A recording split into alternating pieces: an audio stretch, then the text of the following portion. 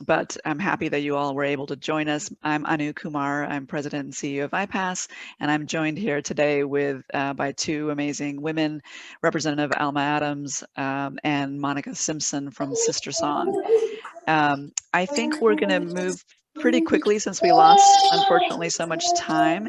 And if I could ask you all to mute, that would be awesome. Thank you so much.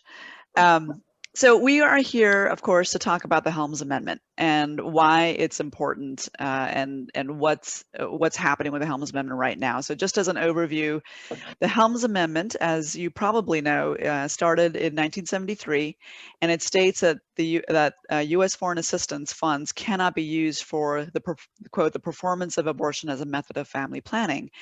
And this language exists not only in statute in the amendment, but it's also reiterated year after year in the Department of State and Foreign Operations Appropriations Bill. It's been in place for so long now that most people have forgotten about it.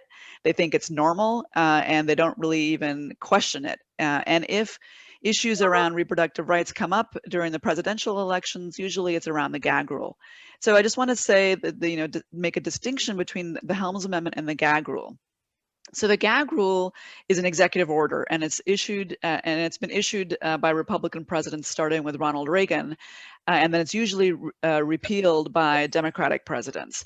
It restricts foreign non-governmental organizations that receive U.S. global health funds from using their own private money to engage in abortion-related work. It was expanded under President Trump, and it directs U.S. government agencies to apply an unprecedented global anti-abortion policy. The expanded Gag Rule impacts some $12 billion in aid, while the Helms Amendment impacts almost $40 billion in foreign aid. So these are both really divisive and difficult and frankly deadly policies that impact the world's women. And I'm excited today to talk with Representative Adams and Monica Simpson about what these policies mean for reproductive justice and how we as an organization, as communities, as individuals, what we can do to really change and move and live into the reproductive justice framework that we want for this country and for the world. Let me start with Representative Adams, and just to briefly introduce her, Congresswoman Alma Adams has served the 12th Congressional District of North Carolina since 2014. She's a co-founder of the Black Maternal Health Caucus, and I know cares deeply about women's rights and reproductive justice, and is also part of the Women's Caucus. And she's also part of the Congressional Black Caucus. Before serving in the U.S. House, Congresswoman Adams served 10 terms in the North Carolina House, and she's a co-sponsor of the Abortion is Healthcare Everywhere Act, which is the bill to repeal the Helms Amendment. So Representative Adams, if I could ask you to maybe tell us a bit more about why you're interested and committed to the repeal of Helms and what you think it means for North Carolina and for the world. Well, thank you very much to you, Ipas, and SisterSong for hosting this event. I appreciate the commitment that you've made to reproductive justice and strengthening and amplifying the voices of Indigenous women and women of color. As you said, the Helms Amendment restricts the use of U.S. foreign assistance funds to pay for abortion as a method of family planning. That means that around the world, this ties the hands of government officials, reproductive health providers, and U.S. funded organizations that are working to make sure that women can access comprehensive reproductive health care. And so when we talk about health care overall, as far as I'm concerned, it does include and should include reproductive health care. So I'm just hoping that as we move forward, as we look at the fact that it disproportionately impacts Black and brown women, we've got to really undo, I think, this terrible legacy of the Helms Amendment by passing the bill, which you just mentioned, the Abortion is Healthcare Everywhere Act. I'm a proud co-sponsor of that. I had 20 years almost in the North Carolina House, fighting against for reproductive justice on the state level. And now, after going into my 7th year here in Congress, we're still fighting for justice on the federal level to make sure that women's reproductive rights are sacred and secured. And so still in our state, North Carolina, we've got some very restrictive legislation. And, you know, I think back to the motorcycle bill that was originally a motorcycle safety bill and became a vehicle for anti-abortion. Nobody knew about it. It came through in the middle of the night. You know, I'm still concerned about what's going on, and the fact that we have members who serve us either at the state level and the national level who are not consistent in their thinking and support of women. In the North Carolina General Assembly, I led the first ever Women's Reproductive Health Caucus. And early in 1990, when I served on the city council, Harvey Gantt, who was the first Black mayor of Charlotte, ran against Jesse Helms for the seat. And so there were a lot of things going on there. And, you know, we still see, even after his departure, that this Helms Amendment is still very much with us, and you know, still creating problems for women everywhere. Yeah, indeed. Thank you so much. Yeah, absolutely. And it's interesting to think about the many connections that we have here to North Carolina. Of course, Representative Adams, you are our representative in Congress and have served in the North Carolina General Assembly.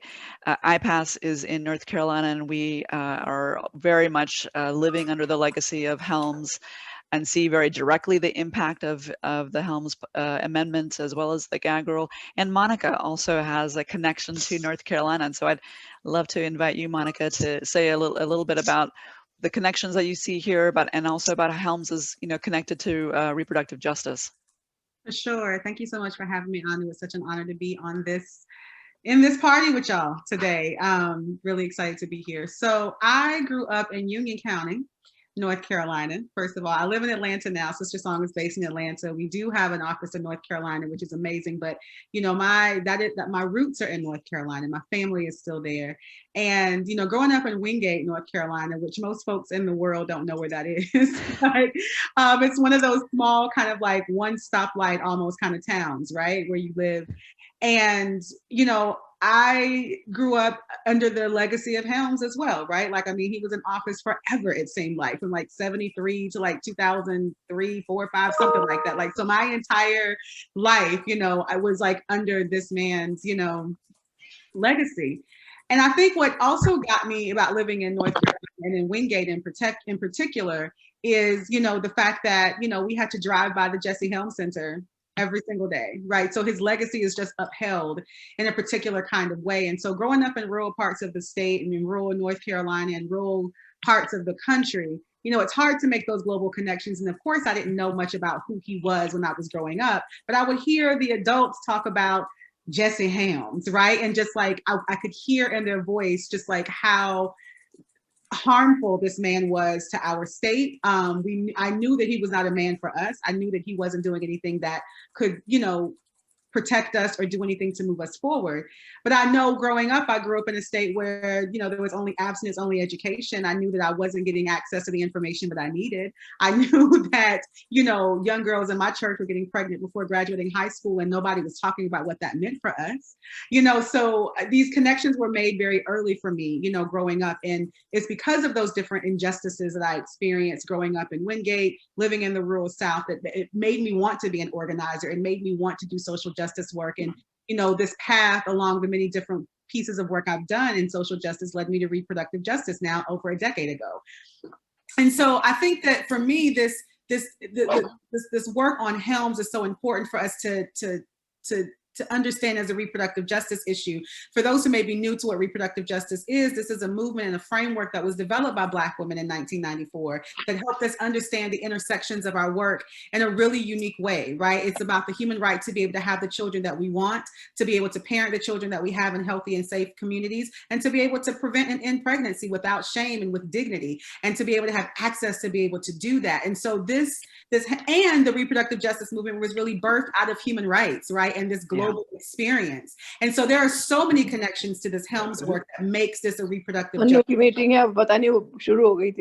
Hi, welcome to the call. We're asking everyone to put themselves on mute because we're in this party together. So just a quick reminder about that. Thank you so much.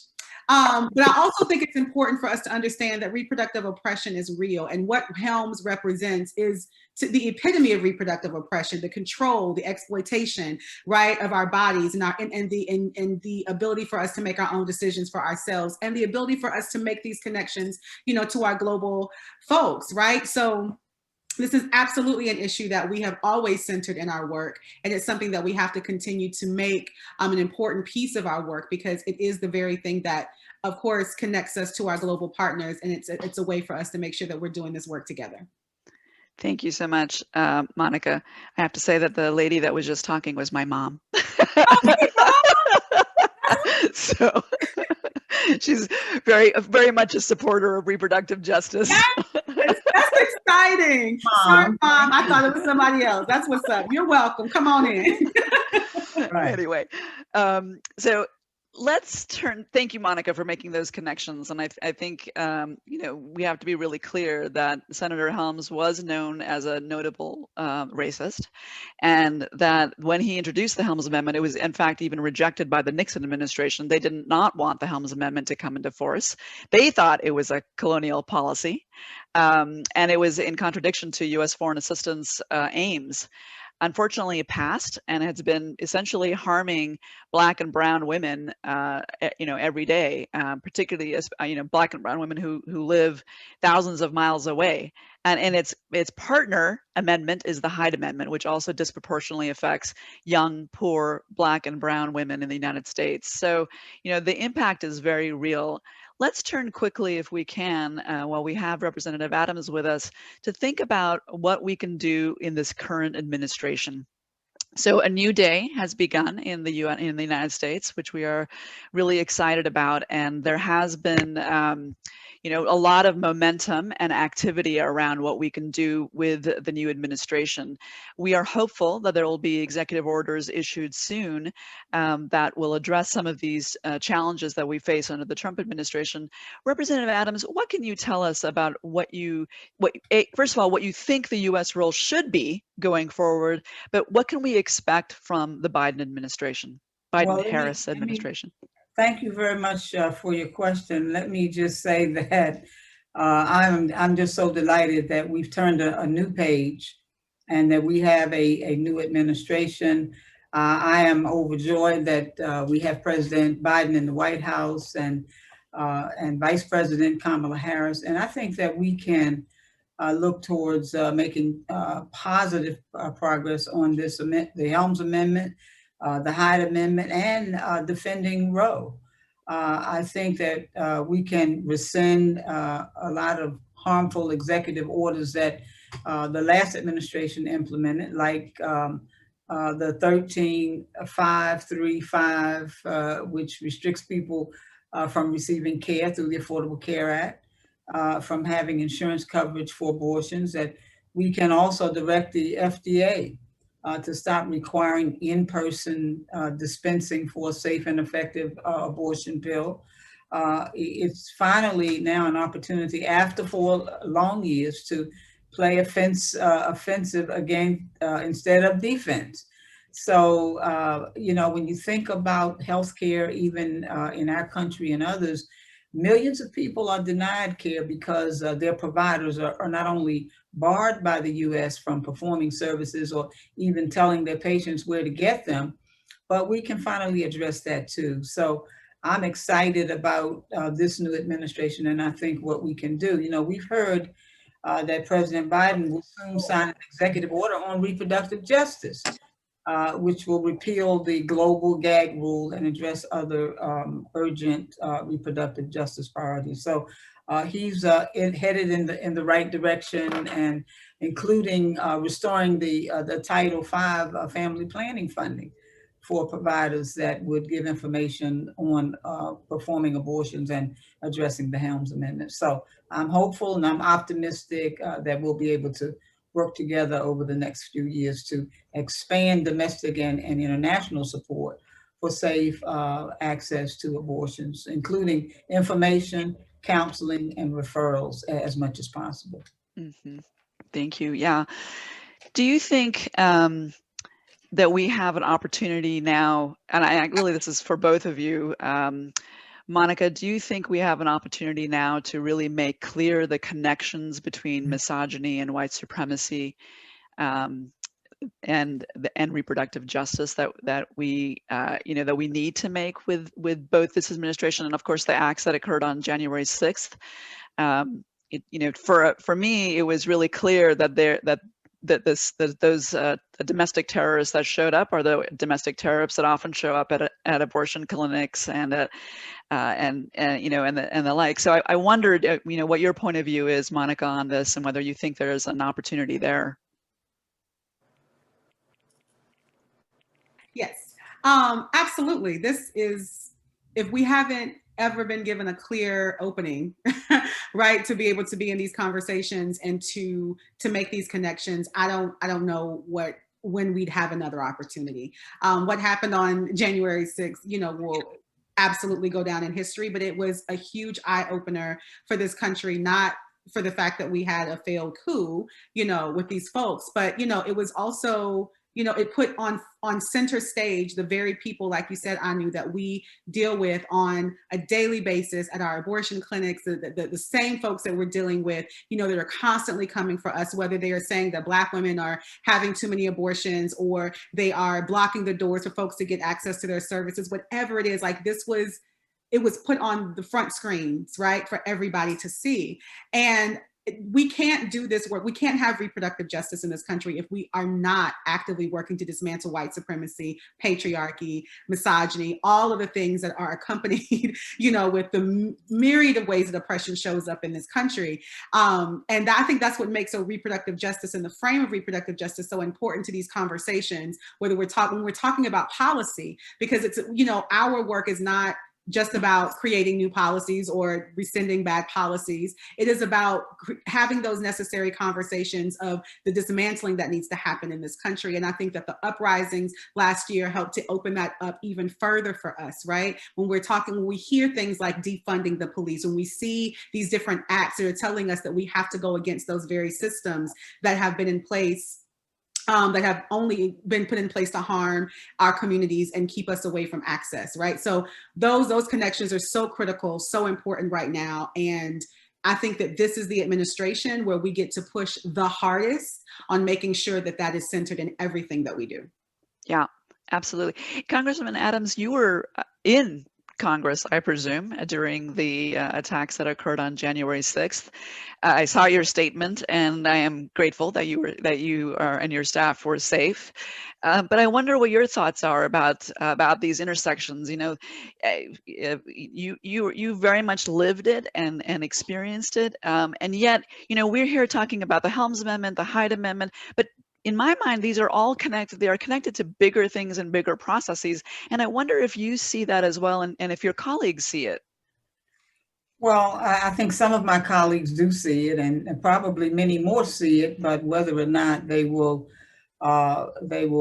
come forth and admit that they see it, because we do have some serious issues in this country. It was a very traumatic experience.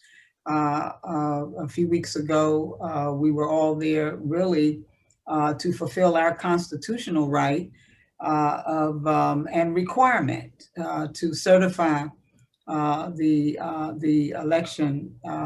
And of course, that's what all of that interference was about, to stop that. So I think we've got to deal with some of these larger problems of systemic racism, and it has really, I think, brought a number of things out front. But our communities, I'll say Black and brown communities. Let me say what I always like to say about people, policymakers, and which is why I'm so grateful for at least the turn of this page. You don't change policy until you change policymakers. And you've got to either change their minds, and I've been working for many years to try to change the minds of some of my colleagues, whether at state or at the federal level. And if you're not able to do that, and I would just say, we've got to keep working until we change them.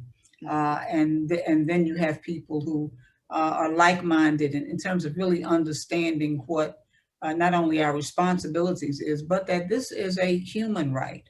And that reproductive justice, whether we're talking about domestic or international, or if we're not supportive, then it becomes incredibly harmful to people who need our help. We should not be trying to reduce access. We should be opening up access. So, but we have a lot of things that we've got to address in this country. But I just believe that we need to make sure that people, women in particular, have this right to their health. Reproductive health care is a part of that. So, but when you think about trying to end policies like this Helms policy, they're anti-rights and rooted in racism and colonialism. So I certainly agree with the sister's comments. So, but I appreciate the opportunity to add my 2 cents worth in this conversation, and regret that I am going to have to move on in just a moment. Yes, thank you so much, Representative Adams, and we really appreciate you taking the time to be with us and hear your voice on these issues, a very strong and powerful voice. I have to say that I was really delighted to hear you make the connections between North Carolina, the United States, and the world, because one of the most powerful things that we've seen is the connections between domestic and global movements. And it's so important that that our elected officials really understand just how significant the power it is that they hold. It's not only about your constituents, although they are very important, it's about the planet. Absolutely. I want to say to the sister from Wingate, I know where it is. I didn't always know where Wingate was. And as soon as you enter that area, you see the big signs and so forth, Jesse Helms. I just want to add that I was on a boat rather, in West Africa, in Senegal, some years ago, and was going over to Gorée Island on the boat, and I had a North Carolina t-shirt on, and someone on the boat just said to me, "Wow, North Carolina, Jesse Helms." So people make that connection all over the world and the continent. So I'm just delighted that you're continuing to work on this issue, and know that you have my unwavering support as we work together to try to make sure that reproductive justice is a reality in this 117th Congress. Thank you. Thank you so much. To hear somebody say that reproductive justice is a priority in this Congress, that just made my entire day. I am putting that on everything. Right. Okay. Put that on a t-shirt. And I approve that message. And yes, I appreciate that so much. I'm just so grateful. Thank you all. You all have a good evening. Thank you so much. All right, so we have some questions from our audience here, and I thank the audience for hanging in there with us while we were shifting around with our technology there. So before we get to the question, I think one of the things I wanted to mention is what we're hoping to see tomorrow. And in terms of the Gag Rule, we are hoping to see a rescinding of the Gag Rule by the Biden administration. We saw last week the statement on the anniversary of Roe v. Wade, where the Biden administration signaled their commitment to protecting reproductive freedom and to everyone. which was a very important statement. Of course, that needs to be backed up by action. I was concerned about that statement, to be honest, because it did not use the word abortion. And so that was a bit of a problem, I thought, but we'll see what that signals. Well, we are hopeful that tomorrow we're going to see an executive order that rescinds the gag rule and acknowledges, we hope, that the Helms Amendment also needs to be addressed. And so we'll see what happens with that, with the executive order tomorrow. There is a question here about Catholics, and I think this is a really important question. Can someone on the panel speak to the importance of faith in reproductive justice and how this may be an important angle with President Biden? I ask because we know the majority of American Catholics believe in abortion access as part of their Catholic faith tradition. Thank you so much for that question. I think this is very important indeed. We know that the president is a practicing Catholic. He is devout, and he has is sort of the liberal wing, I guess, of the Catholic Church, and as are so many. I mean, let me just remind all of us that, Catholics use contraception. Catholics have abortions. Catholics are supportive, as our questioner notes, of reproductive rights as well. But faith is a very important aspect of reproductive justice. And Monica, I wonder if you could comment on that as well. Yeah, it's critical, right? It's critical for us to make sure that this intersection between faith and RJ is strong, and it's a big piece of the work that we have been. It's always been a part of the work, but I would say over the past decade or so, we've put a lot more emphasis on this intersection. For some folks who have been doing this work for a long time, I remember hearing some of the conversations in the very beginning around don't battle with the church folks. It's just not going to work. Leave it alone. And so there was just this energy in the movement for a while around just this not dealing with it, right? Pushing that aside because they felt like it was just a lost cause. And I think that has changed dramatically. Because of a lot of the organizing done by amazing organizations, in particular RJ organizations like Interfaith Voices for Reproductive Justice, Sister Reach out of Tennessee. We have our own faith coordinator here at SisterSong that's doing work directly in Georgia. There are folks who are just really focused on making sure that church folks and people of faith are in these conversations and have a safe space to be able to start these conversations. But we still have a long way to go, at this intersection, to be quite honest. And I think, though, this is where our opposition has worked the most, right? And that's where they put a lot of roots, in their work. And there's going to be a lot, and there's a lot for us to have to grapple with. So I think it's going to take a lot more faith leaders being willing to put themselves on the front lines, to be able to step forward and to use their voices and to use their collars, their robes, or whatever their regalia is, right? To be able to be on our side and to be able to move our message in these across these different denominations and faith traditions. Yeah, and globally, it's been really interesting to see the collaboration that we've had with people of faith, in multiple countries. Very often, people of faith feel compelled to work on access to safe abortion and contraception because they see it as a social justice issue.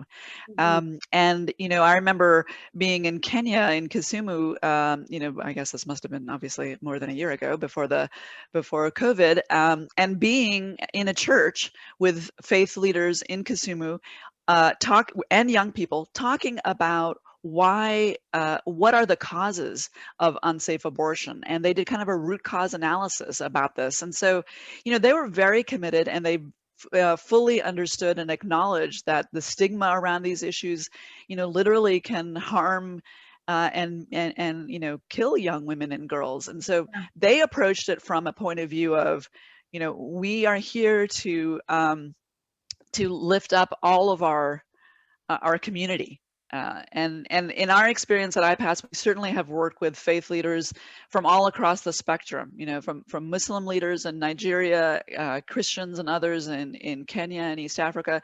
We also have programs, of course, in Latin America and in the DRC, which is a very large Catholic country. So these two ideas of religious belief and faith and in support of reproductive justice are not in contradiction. Absolutely. And I think the more we can make that point, and the more that we can help the Biden administration see how they can navigate this space, the better off I think the world will be, frankly. I agree. I 100% agree. And, you know, I'm a church girl too, by nature. You know, church is so much a big part, you know, in Black church in particular. That's a whole other, that we'd have a webinar just on that alone. But, you know, it's, the conversations are happening, and that's what makes me feel hopeful, right, about this time too, is that there are folks who are just like rising up and they're using their voice. So I think we have a lot to work with. Here. Absolutely. And I know that, you know, Catholics for Free Choice has issued a really terrific statement that was very helpful. And I'm sure they are on the case, as it were. Absolutely. So let's, Monica, if we could turn maybe to the idea or the topic of what you think we should do more as a community, a global and international community, to really support and push these issues together. So as I mentioned before Representative Adams left, that it's been so exciting to see these communities come together. Yeah. You know, we have been pushing for a common agenda under the blueprint, which has been really exciting to have that be a joint effort. And I just wonder if you know, if you have thoughts about how, as an organizer, as an activist, how can we continue that momentum that we have built now that we have this window of opportunity? Yeah, I think, you know, for me, what I've been thinking a lot about, you know, since we've seen the page turn, you know, here in this administration, has been about like, we have an opportunity now to like really deepen our work at the intersections, right? So again, this blueprint process of us working across reproductive health, rights, and justice, and definitely just really, again, having that common agenda is amazing, right? And it's been really, really great to see that come to fruition. And now where my attention is turning, and where I think that we have the most opportunity, is like, you know, environmental justice, disability justice, economic justice, like all of these other movements that have very clear intersections to our work. How do we dig in more there? Because I think that what's going to make, like, you know, policies and pieces of amazing work like the blueprint, you know, move further is by having more of a critical mass of folks who absolutely understand this from so many different angles, pushing that along with us, right? I think that repro is kind of like we love each other, and we all up in the club together, right? Like we together. But it's time for us to invite more people into the club, right? And so we got to like really open up these doors really, really wide. And I think that where we've seen that work so well, when I think about the movement for Black Lives, right? When I think about what's happened with the way, you know, how they open up their table to make sure that if you're doing Black liberation work and you see your connections to this work, we're in a movement and we're moving together. We have to think about what that looks like for repro, you know, across all of our sectors. And we have to start digging in more. I think there are just so many deeper partnerships that we could be working on, you know, at these different intersections that would really give the work that we have just so much more strength and so much more of a solid foundation to build on. And I think it's going to help us move faster. So if this ain't the time to, you know, start, you know, really going out and making those deeper connections, again, I don't know what is. Like, we got to bring everybody to the table. So that's really where a lot of my energy has been, Anu, seriously. It's like, you know, I had to just really take a step back and look at, wait a minute, who are we actually in partnership with? Who have we really built our relationships with over these past few years? And, you know, as amazing as the work is that we do, I was like, we're missing some folks from the table here. Right. And so we get to also, you know, make some different decisions and put some new things in practice for ourselves to really strengthen and grow our work. And I think that's kind of what has been really giving me a lot of energy lately about this momentous time that we're in. Yeah, I mean, I think your point around the partnerships is really key, because the underlying value of equity, you know, applies to so much that I think that's, you know, I think we have to really kind of think about how we can keep keep all of us together. And I see that the Biden-Harris administration is paying attention to these issues, to the issues of equity in nearly everything that they're doing. So that's exciting. Okay, so we have a question: how do we work together to carry momentum forward, continue the energy from the election? Well, this is an important question. Yeah, make what happens in the global South relevant for Americans. Well, yeah, so this is an excellent question, because we often find, those of us who work globally and internationally, that Americans don't really pay that much attention to the rest of the world. Very focused on what's happened here and less focused on what's happening over there. Though we know that when Americans are told about the impact of U.S. policies, for example, we have polling that we did on the Helms Amendment, and we found that when Americans learned about the Helms Amendment, most of them don't know anything about it, but when they learned about it, the majority of them were not in favor of the Helms Amendment and thought of it as a negative, destructive policy. So it does feel like we have to kind of continuously work to educate and inform the American electorate and see. I do think that the pandemic in some ways offers us an opportunity, because just today I was reading about the tremendous inequality in vaccine distribution between the global North and the global South. I mean, it's just shocking. Yeah, I saw that too. It's crazy. Yeah, it's crazy. And so, this is not going to go well for us Americans, even if we're all vaccinated. The world is still not going to be safe until all of us are safe. Right. I think that's one thing the virus has made perfectly clear, is that it really doesn't care who you are, where you are, what color you are, although it does obviously affect people of color in a much more significant way. But it certainly doesn't care about political parties. So, I mean, I think one of the ways that we can continue to keep energy is to kind of take the lessons from the pandemic and apply them to some of our issues, and to make, continue to make our the work that we do in the global South, bring it up front and center. But what do you think, Monica, in terms of, you're much more deeply rooted in the communities that you're working in? Do they think about the global South? Does it, how do you make those connections? I think you're spot on, like using the pandemic as like this way for us to answer this question, because I think that's what's opened it up, right, for our communities to have more of a global view, right? Because you can't turn on the news every single day and not hear about how this pandemic is impacting the entire world, right? And so it's one of those global issues that is in front of our face every single day. We see the ticker go up. We see the cases across the nation. If you're watching, CNN, you just see it all, right? And so I think that this pandemic, as unfortunate as it is, has given communities at the grassroots level, it's pulled us into the global conversations more, right? Than I've seen in a very, very long time. I think that what has always been true for our communities at the grassroots level is just like the multiple layers of, oppression that they're dealing with on a daily basis. It's like, now you also want me to add another layer. Like that's not even right. It's not even fair. It's too much, right? And so I think that's what we've dealt with historically, right? But when we help people understand human rights, when we help people see that connection, they can see it very clear. But I think that's what we were contending with. But again, now this pandemic has like brought that down. It's brought it home for folks in a different kind of way. And so I think that we have an opportunity, because of where we are with this pandemic, for us to actually continue with this momentum of like helping people understand these global connections. So again, nobody wants this damn pandemic, right?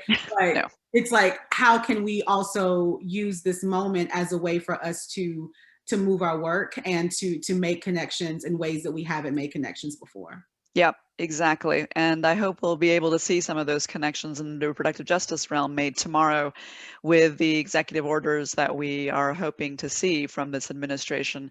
So, just a reminder, and by the way, there was a full page ad in the Washington Post today to make the point about the need for these executive orders on reproductive justice issues. They included domestic concerns as well as global concerns. So we're hoping to see a rescinding of the Gag Rule tomorrow. Another bad policy that limits how foreign NGOs can use their own private money and another one that's all about restricting abortion. And of course, we want to see this go further. I mean, the gag rule is frankly the tip of the iceberg. That isn't the whole iceberg there.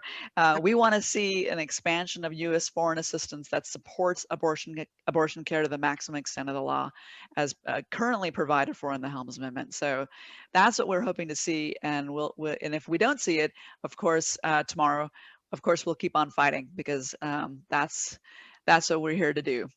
Absolutely. So I want to thank you so much, Monica, for joining me again for a conversation.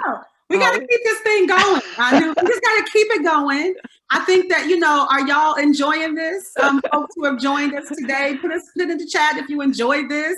If y'all want to see more of this, I just think we need to keep it going, Anu. That's what I think. So y'all let us know what you think. Well, I always love your energy, even through Zoom. I feel it. So look, they're saying yes. Here we go. We have confirmation. We have liftoff. We are doing this again. I promise that we're going to figure out the technology. We're going to get that down next time, so we don't have that snafu.